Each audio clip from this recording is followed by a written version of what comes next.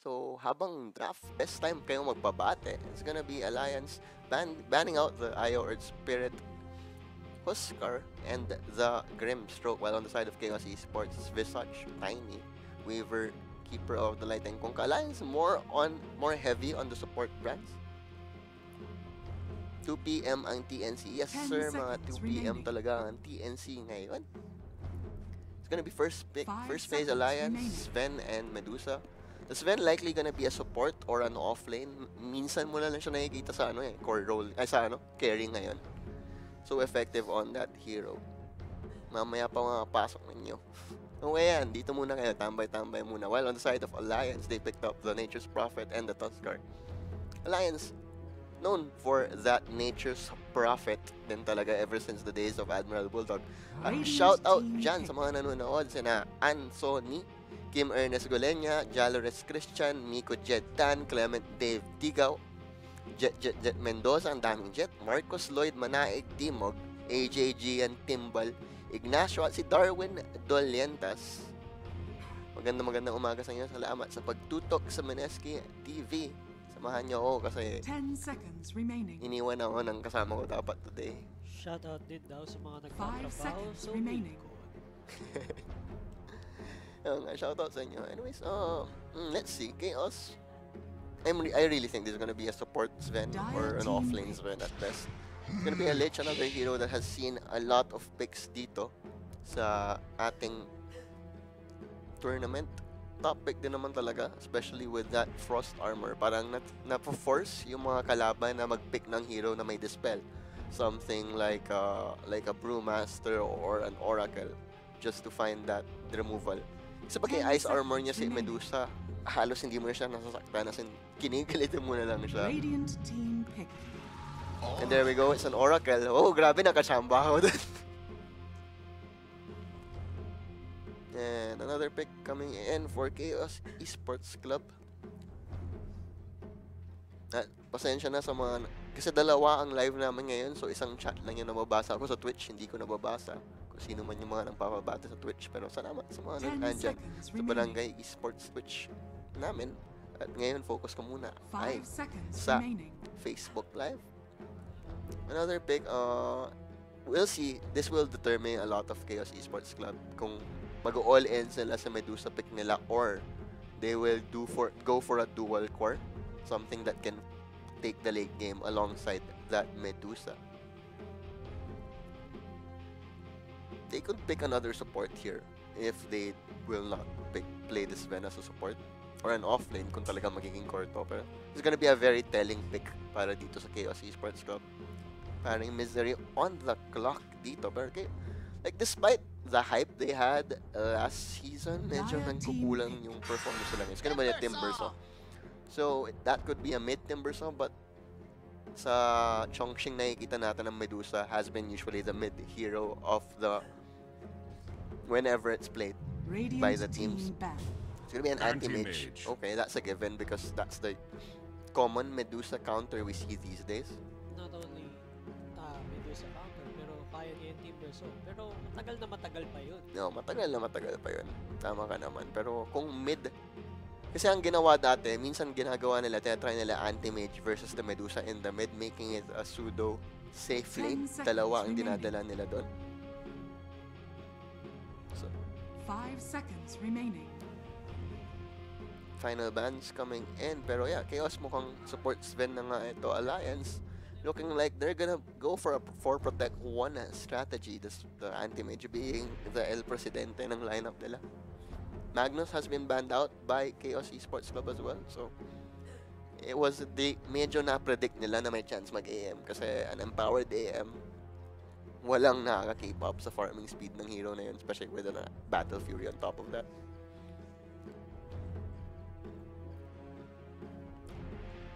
Ngayon na kayo magpabati kasi mamaya-maya hindi na ako makakabati pag yung game na bakbakan na mamaya. Para sa mga Twitch viewers natin, si One More Chance. Sinang One More Chance? Shoutout daw kay One More Chance. Isa yan sa mga loyal viewers natin eh. As in, ever since nandiyan. Yan yung diba? Si Juan, hindi yan yung One na one. O, si Juan. Si Juan More Chance. Dire team ban. Anyways, Dark's here. Another hero that has seen talagang bumalik sa meta ngayon ever since nawala siya eh. Tapos pinoff nila yung AoE surge. Creep skipping has become effective again. And just a team fight, the vacuum wall. Such a good combination to have. 10 seconds remaining. Well, final ban for Alliance. It's gonna be like, 5 if they seconds read it remaining. well, they're gonna think that this is also gonna be a somewhat 4-protect 1 lineup with the Medusa. Let's see if Alliance feels that way as well with this last ban. Okay, nangyari kay pareng Wolf.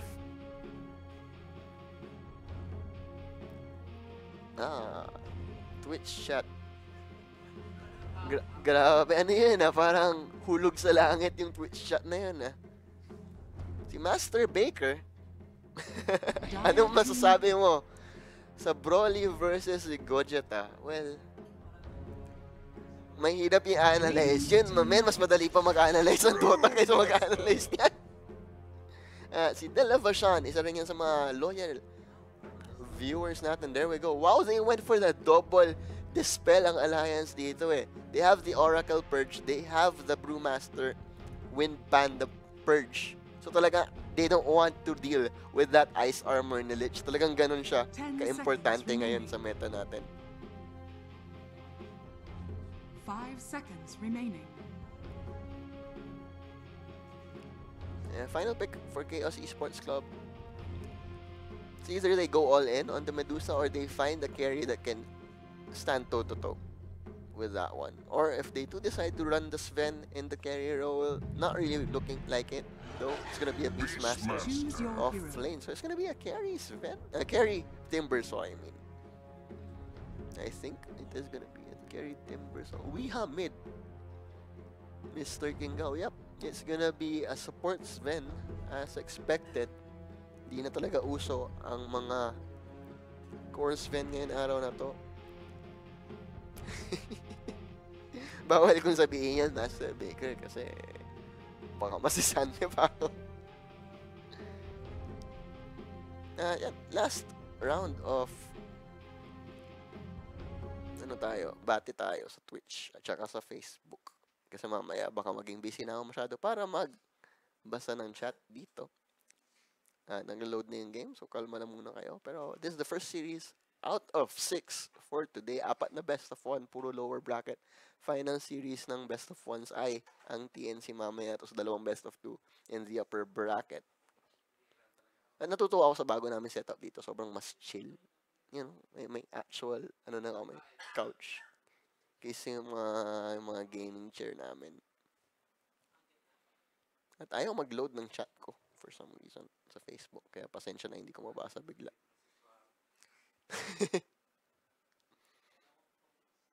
Ano nangyari? Parang naglalag yata.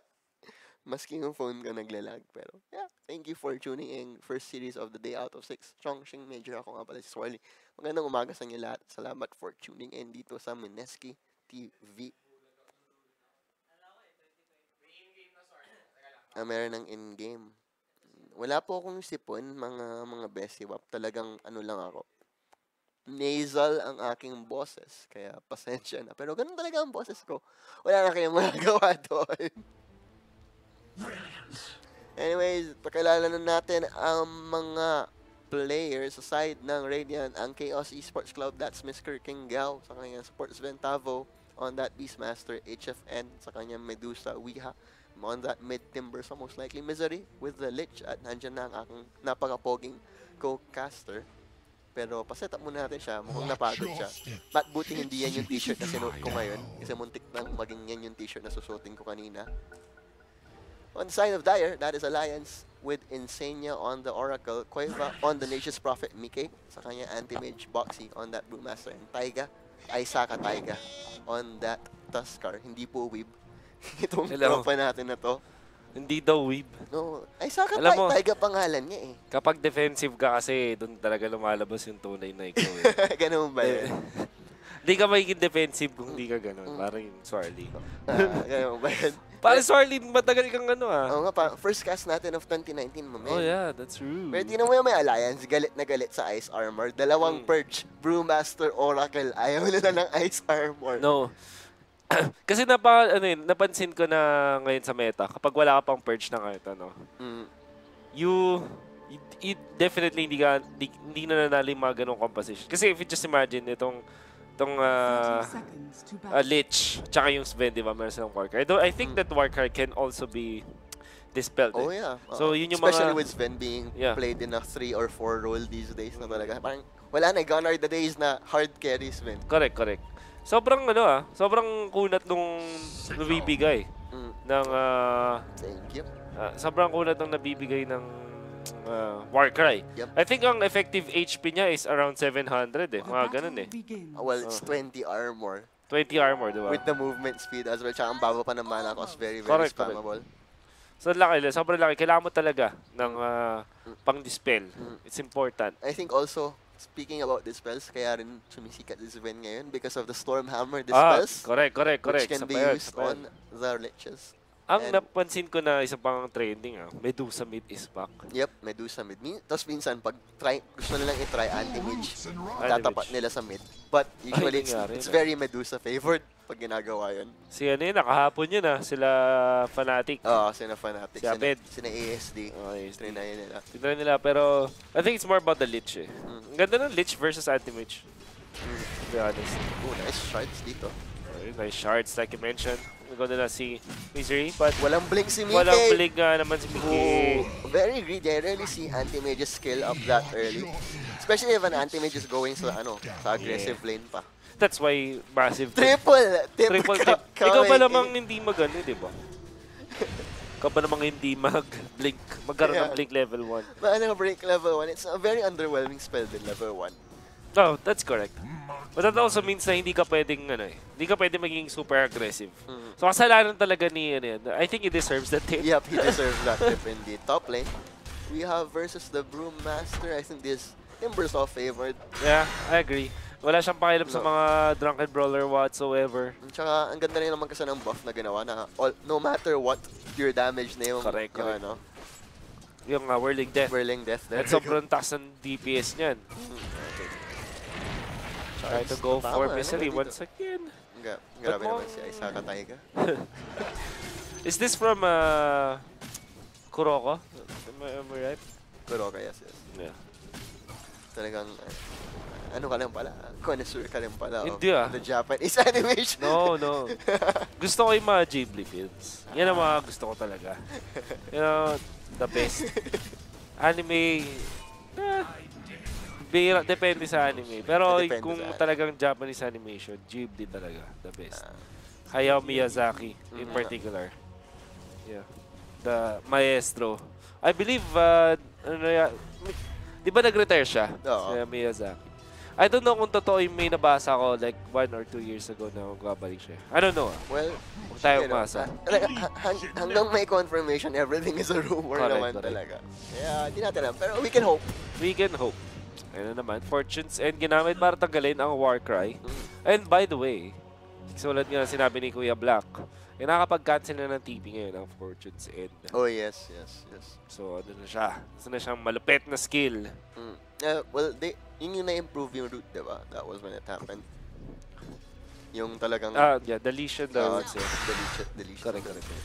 Top lane, bumalik na naman dito si Mickey. Alam niyang, okay, failure na ang bot lane. Yep.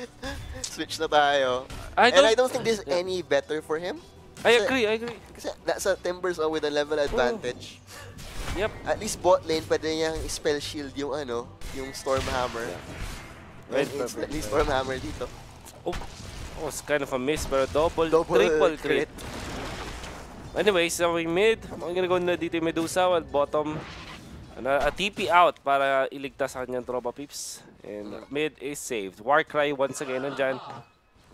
Ito yung mga maubusan talaga na wala talagang damage output. Yep. Ang mga di ba lakad coconut nga tawag nila dyan Yep. Talagang, well, tsaka isa rin na umuso sa major na ito is that mid Nature's Prophet. Talagang nakikita natin ulit. Just a very constant fighting force para sa mapa. If you get that level 6 right away, The amount of burst you can deal on your first rotation to another lane is crazy. Kawawa yung AM, sa totoo lang. Kasi AM, dahil dun sa failed niya na attempt sa may bottom lane, it started hindi siya with the blink. makarecover. It started without the blink. Yeah. Yun talaga yun eh. It's going downhill from here. Timbersaw is still zoning him out sa top lane. And this Medusa, Pang ilang pick by yung AM? fourth pick. Fourth pick. Was a But fourth pick. you would have imagined at that rate, it would secure the lane. But sa baba, si Boxy, gonna go gone upon by Chaos. At mabuhay siya dahil sa Fortune's End. Well-timed mula Insane niya. And the block coming in. And From stop shield as well. And Koikfa, na meron double damage at meron Tusk na tag team. And I like that ward as well. Talagang making sure na if the Medusa tries to go for a jungle, the Nature's Prophet will be ready with that TP anytime. Yep. Talagang okay. Anti-Mage going for a double wristband. Last time nakita ko nag-double, triple wristband ng Anti-Mage talo, which is yesterday din. Ewan ko, nakita mo yun. Ano kaya items no ano dito? Starting items ng Nature's Prophet. So nakikita ko puro ano din eh. Null Talisman din. You just want the extra stats. Extra stats. Tapos after that, it's a very flexible na either you go for the physical damage with the Deso or go for the Orchid. Talagang ano, yun yung kagandahan din naman talaga ng Nature's Prophet. A very flexible hero. Very strong in the meta right now. Parang level 3 versus level 6. 6. It's Anti-Mage. Wala, doesn't stand a chance. May Soul Ring na yun. Nung umakit kasi siya, may Soul Ring na rin si Weeha. Now, sa bottom, go na dito si Tabo. Oh, what the damage out was way too much. Dire's top tower is under attack. Man. So, if I'm not mistaken, okay.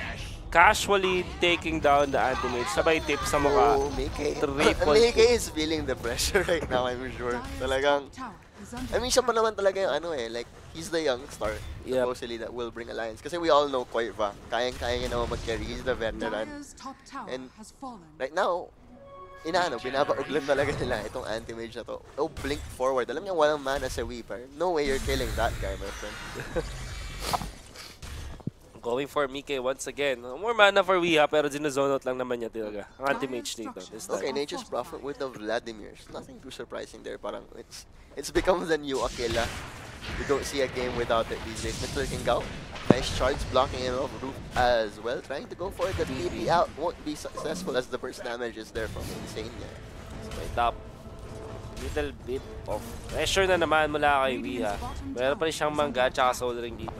Hindi na kailangan umalis. Hindi na kailangan umalis ng lane. Until they devote like 4 or 5 heroes, that Timber hindi siya mamamatay. Yep. As we're seeing, sabi naman, Whirling Death, isang gamit lang. Umiiyak na talaga itong Anti-Mage natin. Hindi siya talaga makalapit. And once he comes near, Whirling Death. Lang siya ng XP. He's not getting gold. He can't even jungle right now kasi wala pa siyang ring of health. At nakita siya ni Lich. Pag Sinister Gaze ka, yari ka. Hindi na lang ide sa may baba. Stun onto the Tusk. Habang hinahabol dito rin si Tavo. Fortune's End nandun. May Warcry. Gagamit nice Whoa, what a shards! Grabe yun! Grabe. Yun na. Sobrang perfect naman nun. Grabe. Well, at least, the rest of Alliance are stepping up. Oh. So, hopefully, eventually, they'll give Mickey the space, but he's level 4 at the 8-minute mark against the level 8. Timber's always knocking at the high ground with a siege. Katapot pa. Have to be very, very careful. Blink out mula kay Mickey. Very nice spell shield, pero patay pa rin siya dito mula kay Weeha. Anti-Mage, nako po. Bugbog na dito sa may bandang kaliwa. Nandun si Koikfa. Gusto nila si Weeha dito instead of the Lich. I don't know kung kaya nilang patay ito. They do have many heroes right now and fortunately they will. Pero 200 lang yung nakuha nilang gold doon. Yep, and that was 4 heroes committed. Bot lane is farming. And most of all, Medusa is farming right now na yun naman talaga ang gusto niya. Yun lang yung gagawin ni Timber sa buong game. He's gonna force the whole Alliance lineup to go on him while while Medusa will just farm. I agree. Ganun na nga yung mangyayari dyan na tuloy-tuloy lang na pag-farm dito ni Medusa. I don't really care about the Nature's Prophet dahil sobrang, kahit mataas yung gold dito ni Nature's Prophet, he can make the plays much compared to like a Timbersaw or a Beastmaster for example. Ang problema nila kasi yung mga Anti-Mage dito, 2K pa lang yung net worth. Wala pa talaga sa katotohanan. Sobrang layo pa. And look at that. Mid laner ng Alliance can't do anything but TP out in the face of that Timbersaw. Literally can't do anything eh. I mean, level 4 reactive armor, 20 armor. You have the region. He's going for a Vlads. He's going for a Vlads. Okay, that's a curious item. Kasi may Vlads na si Beastmaster eh. Ooh. So, Interesting. I think that's also a tell na hindi sila mag-group up. Beastmaster will be on the other side of the map while Timbersaw will be on the other side. Tapos si Medusa nag-jungle lang. Yeah. Kasi otherwise, why would you go for a double Vlads? Double there? Bloods. Unless they change it. No, hindi naman nag-stack yan, guys. No. Well, it would be super godly kung dalawa. I mean, I'm just okay. Oh, He's no. changing. He's changing. Okay. Gonna go for the mech. Makes total sense. Basilius actually stacks with Vladimir's Yeah, yeah. the armor. So I mean, it's just 2 armor, pero in the early game that adds up. Eh. 2 armor laban sa mga physical damage dealers. That's a lot. I think. Yep. I feel. Tala to. Wiha, nambubuli lang sa may bandang gitna. Koik pa. Wala silang lockdown for this eh. Yeah. Yung route masyadong late. Nakapag-timber chain pa rin si Wiha. Wiha is still alive. He has 20 armor. Sobrang- There's no way they're Yeah. killing him. No way. Tag team pa. Tag team pa kayo. Uy, nasakit nun. Whirling Death na may 6 na puno. Look at that. He just zoning out 3 heroes aside ng Alliance on the other Exactly. side of the map. Brewmaster will fall. Yep. Anti-Mage still. He's just, what? He's the last score on the map right now. Yep. And you don't want that. Because Anti-Mage, if he doesn't get that good timing on a Battle Fury, I don't think I've ever seen an Anti-Mage win a game if he farms his Battle Fury after 20 minutes. Yep. No It way. just doesn't happen. No freaking way. He has 10 minutes to flash farm like crazy, which is mukhang hindi siya mangyayari at this I point. don't think so. Meron kang, you have a Timbersaw na ganito na kayaman, tapos meron kang Beastmaster na nagpupush. At least 2 lanes will be pressured by both of these cores. At least. Tapos meron ka pa Medusa. Na wala, na, nagpa-farm lang siya Nag-farm ngayon. lang. Well, right now, i-contest siya dito. This is the... They will contest, I mean, the Lich. Okay, Medusa. Tavo Yeah, doesn't have the roar though. doesn't have the roar. Wants to go for Koikfa. Pero ang lakas ng slow ng Boar. And kahit si Tavong, kati na rin ang damage dito. Yeah, but, Not much armor on the NP. well, you know, a hero that's getting a nerf next patch, definitely Beastmaster talagang. Beastmaster. And lakas niya masyado ngayon, the roar. I mean, plus the fact, I think ang reason din talaga na talagang umano siya, even in the lower levels of Dota, because hindi mo na kailangan i-micro yung Hawk. Oh yeah. Kasi dati kailangan mo pa i-micro separately. Now you just point at a spot and the Hawk will go there for you. Okay, I think talaga kaya sobrang godly ng Beastmasters because of the Bloods. Yep. Like I mentioned, paring Swarley. Ganda ng Bloods masyado ngayon. Actually, di pa yata tayo nagbabasa ng mga chat ngayon. Oo nga. Well, medyo, syempre, best of 1 lang to. Kaya mabilisan ng mga, alam mo naman mag-cheese eh. One way or another. So I'm excited kung anong klaseng cheese ang gagawin ng TNC mamaya. Pero all that snowball forward charge, hindi na tama dito. There we go. Bonus punch as well. Mana Void won't even be committed, but they get the Timbersaw. Fortunately, Anti-Mage moving forward. Ice armor is there. So Mickey won't be able to do anything after that, but he is at least getting there. Yeah. Almost has his Battle Fury, could get it at around the 18-minute mark. Not that bad. Considering yung mga ano niya, yung start niya. Yes. Pero syempre, you don't want that to happen. Wow, this is a very early Spirit Vessel. Wow. Sobrang kailangan nila laban sa Timbersaw. Yep. Well, it's one of the best counters to him naman talaga. It's Yep. not, because Silver Edge, as much as it's helpful, you have to do it before he gets the reactive armor stacks. Kaya mahirap pa rin talaga. Ang problem ko dito is, makakuha ba sila ng charges? Kasi, syempre, yun yung kailangan pa rin ng problemahin nyo. Hindi naman porque meron ka ng Spirit Vessel, eh, magagamit mo na agad. Kailangan nyo promote mapatay muna kayo. Tama Correct. ka naman doon. And right now, ang target lang naman talaga na nagpapakita sa mapa all the time is that Timbersaw and that Beastmaster. Yeah. A full item ahead na. A full 1,500 gold ahead lang naman dito si Medusa. Pero they haven't even crossed over to the side of Chaos Esports Club map yet. Shoutout sa lahat ng mga nanonood ngayon. Kung meron kayong mga pa-shoutout dyan, lapag nyo lang dyan. Anyways, I wanna talk about yung triple Wraith Band sa Medusa.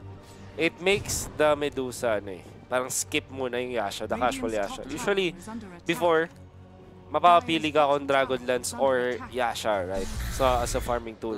More than likely, Yasha yung pipili mo para mabilis. While dito sa mid, ayan, napatay na natin si Lich casually. But right now, hindi mo na masyadong kailangan yung Yasha. Hindi ka super dependent about sa Yasha because of the triple Wraith Band na pwede mo kunin. Tsaka si Medusa din naman talaga. It's they're the only hero who uses all 3 of the stats. Oh, that's great. That's great. Compared to all the other heroes. So talaga yung the stats from the Wraithman. Yes, it's been nerfed time and time again. Pero still a very good pickup naman talaga. Yup. Taiga trying to set up a kill dito. Will spot out the Timber Saw, pero not really the ideal target. Sharks will connect, pero he can just Timber across that. Exactly. That's the Timber Saw. Hindi mo kayang i-lockdown yan. Task is negligible sa mukha sa harap ng isang Timber Saw. You know what I also noticed sa batch na to? Solar Crest, not really an item you would get on a support anymore. Kasi ang mahal. Mahal na siya. Like ngayon, the Tuskar is trying to get it, pero ang layo pa. He needs the ultimate or... Oh, nice block here, pero may daanan pa pala dyan.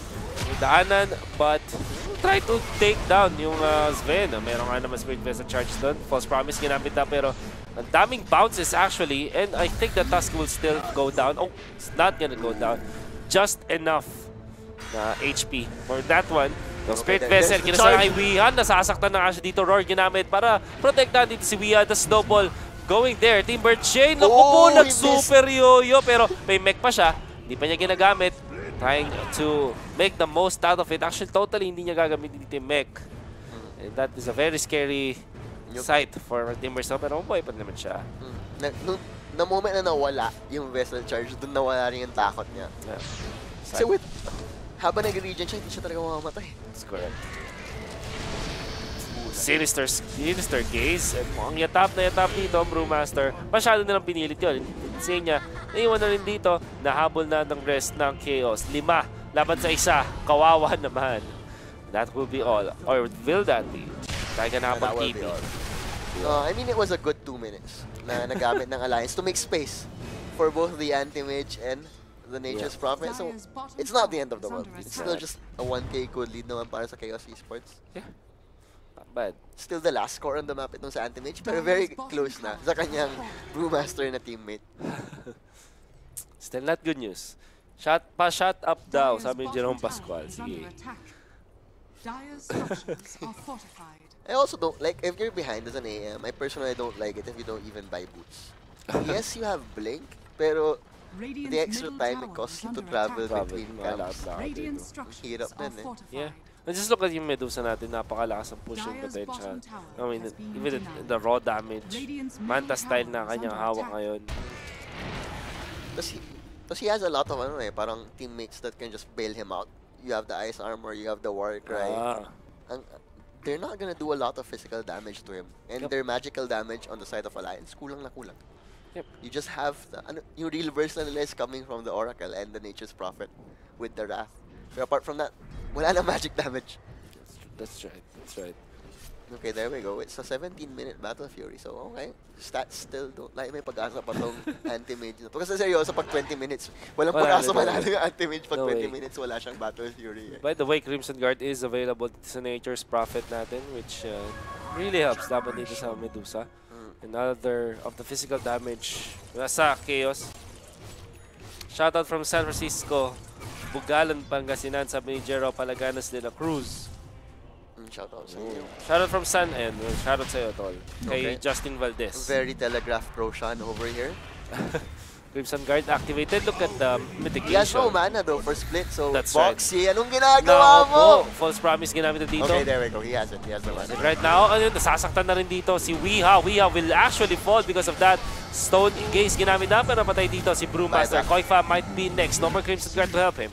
Slow down nila dito si Oracle, but the Oracle just used Fortune's End. Fate Seeding. Buyback mula doon sa Timber Saw. Don't really know why. Yeah, well, they wanted to secure the Roshan, but... Okay. What he's doing is he's zoning them out. Just making sure walang malapit. And he's starting the push. Ah, that's right. Kahit papano. So right after they go, see? That's like 2 waves na kagad. Yeah. Actually a good decision if they make it down. They can force buybacks from the Nature's Prophet, but I don't think Alliance will use it. Mike trying his best na makapag-farm dito.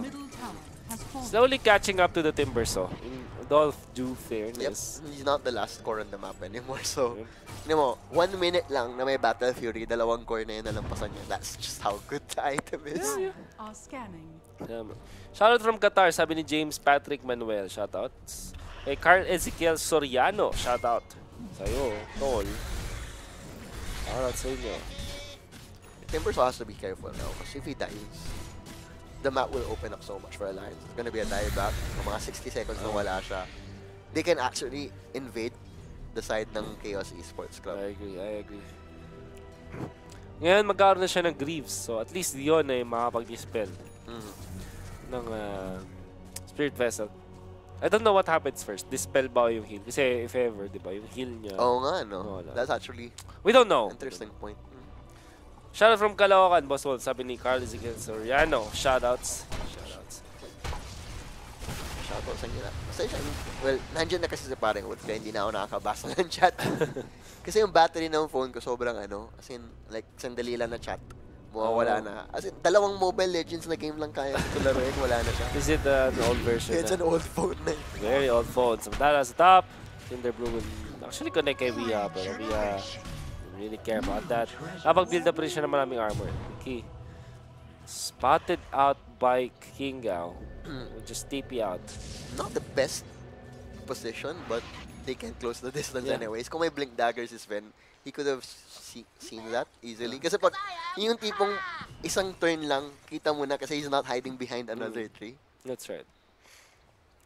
Boss Bro, sorry, pabati po. Birthday ko ngayon, ang poging bombero, si Erickson Domingo. Ay, yan ba si ano? Si Magtataho. Si Magtataho. Siguro. Lumipat na sa ano eh. Nasa Facebook Live na siya eh, no? Hello. Shoutout naman, Team Daryl Shop, sabi ni No. Nag-adjust na rin siya eh. Oo. Ano siya, siya lang naman kasi yung gumaganon lagi sa chat eh. So parang, happy birthday. Happy birthday sa'yo. Ilan taon ka naman, men? 200? Oh, Misery. Not likely to survive unless yung roar. No, it will not be enough. Mapagpato pa siya. Yes, he will be able to do so. Pag-speed na, Sinister Gaze pa siya. Is still alive, but Spirit Vessel will take him down. Kingao activating the God Strike dito. Naghahanap ng target. Catches Insania. Insania meron ng false promise. Wanna go for the Bruce Split this time. Na-lockdown nila dito si Tavo. On the left side, si Orochi lang kanila mapapatay muna. And look at the Medusa.